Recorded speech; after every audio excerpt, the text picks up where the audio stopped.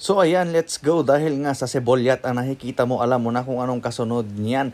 Sheesh! Andito nga pala tayo sa pansitan ngayon at kasama natin si JR. Ayan, titikman muna natin yung ating pampagana at pampa-TV. Sheesh! Naglamboten boy talaga mo. Di extra crunch na. Medyo pagka-spicy na. Di kita timayat nga pangkanin boy. Pangkanin pang pansit gayam. Let's go! Pew, pew, pew, pew. Dito tayo ngayon sa... Saan na ba ito boy? Winmaze. Yan. Diversion Road. Diversion Road. Yan. Pansit tayo apo. Lambutin bong. Totoli niya naman na. Wala ko 120. Let's go. Yan, may dala kaming sariling kabatiti or kabatenga. Para balance, para healthy living. Let's go. At ito, konting time-lapse muna tayo habang kumakain kami kasi ang pangit naman pag pinapanood yun na mabagal kaming kumakain, di ba? So, ayan talaga naman napakadami ng pansit nila. So, ayan nga yung pansit talaga namang napakakamit. Lalagyan natin ng sebolyat para nga mas, mas masarap. So, ipo-voice over ko na lang yung mga ibang clips dito kasi nga may nagpapa-sound trip kasi baka makapiright tayo. Let's go! Nagatak ng pawis. Kunti na lang, ma-foot na. GG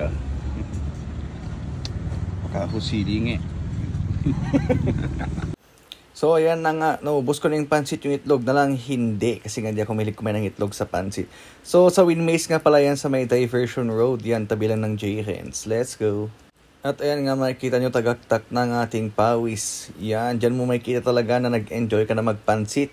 Pag tumagaktak ang inyong mga pawis, yan tamang punas-punas muna tayo para maging fresh ulit. Kasi nga napakadami ng sili na nilagay namin sa aming sebolyat at talaga namang napakadami ng pansit.